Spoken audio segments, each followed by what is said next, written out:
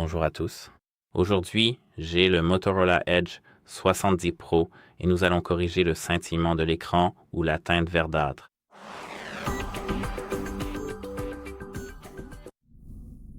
Donc, naturellement, si votre écran scintille, affiche une teinte verte ou semble inhabituelle à faible luminosité, la cause peut être liée aux paramètres logiciels, à la calibration de l'écran, au comportement du taux de rafraîchissement ou plus rarement à un problème matériel.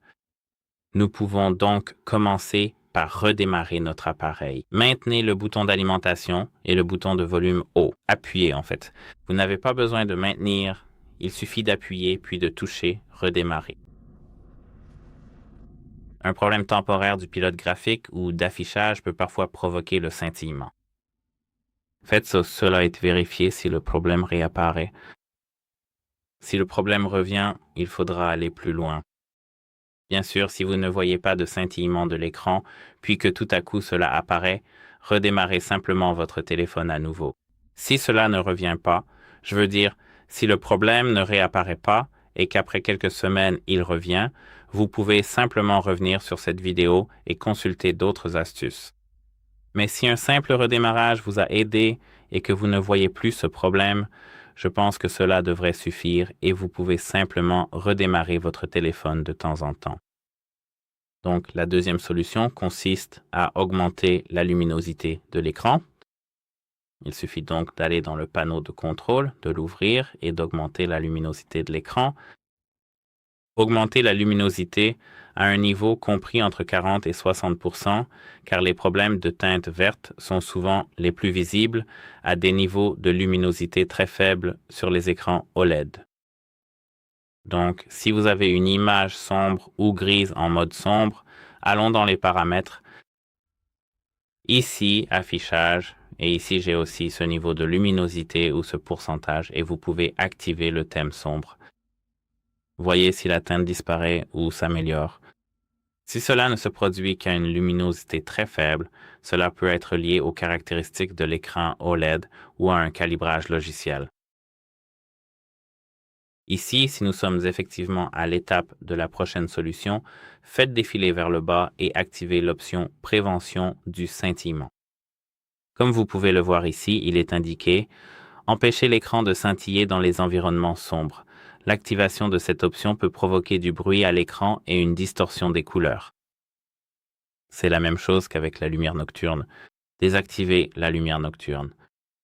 Vous devez désactiver certaines fonctions de réduction de luminosité et d'autres fonctionnalités similaires, car MM, cela pourrait simplement interférer avec les réglages normaux de votre écran. Donc lorsque vous l'avez activé, nous pouvons en fait passer à la prochaine étape MM qui concerne le taux de rafraîchissement. Ici, faites défiler vers le haut et appuyez sur taux de rafraîchissement de l'écran. Le scintillement de l'écran peut parfois être lié au changement adaptatif du taux de rafraîchissement. Donc, sélectionnez ici soit Hypersmooth, soit Efficiency en premier. Ce n'est pas fixe, comme vous pouvez le voir, car on a jusqu'à 60 Hz ou jusqu'à 120 Hz, mais ce n'est pas en train de changer constamment. Ça ne fait que basculer entre toutes ces options. Utilisez donc chaque réglage pendant un moment et comparez si vous voyez une différence. Numéro 5 ou 6, je ne me souviens plus, c'est de désactiver la luminosité adaptative. Ici, désactivez la luminosité adaptative. La luminosité adaptative peut parfois provoquer des fluctuations rapides de la luminosité. Désactivez donc cette option et testez l'écran manuellement. Mettez à jour le logiciel, revenez en arrière, faites défiler tout en bas jusqu'à mise à jour du système et ici, appuyez sur Vérifier les mises à jour. Les problèmes de calibration de l'écran et de graphisme sont souvent corrigés dans les mises à jour. Installez toutes les mises à jour disponibles et redémarrez l'appareil après cela. Ici, nous pouvons revenir à l'affichage car nous avons une autre option, couleur. Assurez-vous que dans ce réglage de la température des couleurs, dans la section Personnaliser, vous n'avez pas cette teinte verte activée ici, car peut-être qu'un collègue vous a fait une blague ou qu'une autre personne vous a joué un tour. Et ici, ils vous ont mis cette teinte verte. Assurez-vous de choisir ici par défaut ou alors chaud ou froid. Personnellement, j'aime bien chaud ou ici les couleurs naturelles. Alors, qu'est-ce qu'on peut faire d'autre à part ça? Allez, dans la section à propos du téléphone, puis ici, allez dans les détails de l'appareil. Ici, vous devez aller... Attendez un instant, je dois trouver ça. À la version Android et appuyez ici. Ce n'était pas celui-là. Je dois me rappeler lequel c'était. D'accord. Vous devez retourner dans la section à propos du téléphone et appuyer sur Identifiant de l'appareil. Ici, vous devez appuyer sur ce numéro de build jusqu'à ce que vous voyez vous êtes maintenant un développeur. Il se peut qu'on vous demande de saisir votre code d'accès. Revenez en arrière, puis allez dans Système. Appuyez sur Options pour les développeurs et assurez-vous de les désactiver, de les activer. Désactivez-les. Il suffit simplement d'activer, de désactiver. Un simple basculement peut les réinitialiser. Et lorsqu'ils sont réinitialisés, c'est en fait la meilleure option que vous puissiez faire.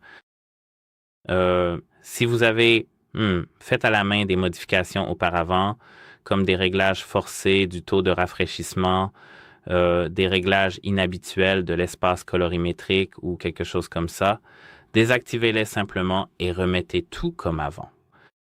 N'essayez pas de changer quoi que ce soit à votre façon pour l'instant car nous essayons de réparer. Essayez simplement de le désactiver. Et si vous sentez que vous voulez activer une option, faites-le, mais après la réparation afin que nous puissions facilement écarter ce problème. Vous devez donc maintenant tester différents contenus. Vous devez déterminer quand le problème apparaît. Si la situation même se produit uniquement dans une application, la cause probable est un problème lié à l'application. Si cela se produit uniquement à faible niveau de luminosité, c'est principalement à cause de la calibration OLED et du comportement de la luminosité. Si cela se produit partout, il s'agit d'un problème système ou matériel et vous devez contacter le support des appareils Motorola pour le faire réparer. Si cela se produit uniquement lors de la lecture vidéo, c'est un problème graphique ou d'application. Donc, si rien de tout cela ne vous a aidé, vous devez aller ici, dans les paramètres, puis aller dans le système. Option de réinitialisation et ici, réinitialiser les paramètres de l'appareil.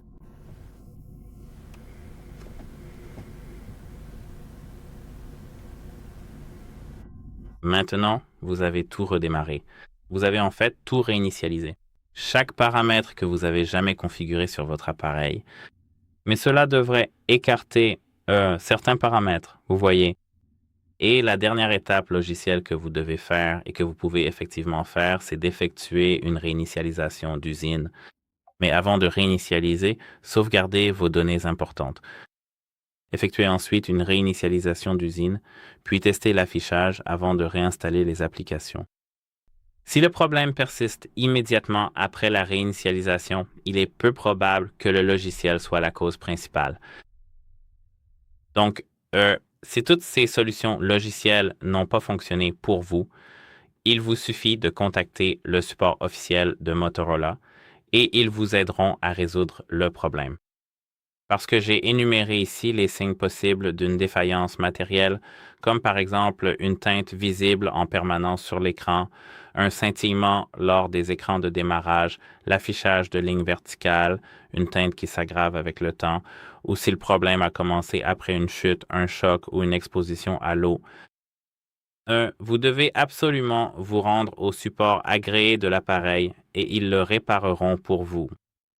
Je n'ai aucune idée si ce sera une réparation payante ou non, et même parce que si c'est de votre faute, comme par exemple une chute, un choc ou une exposition à l'eau, cela n'est pas couvert par la garantie.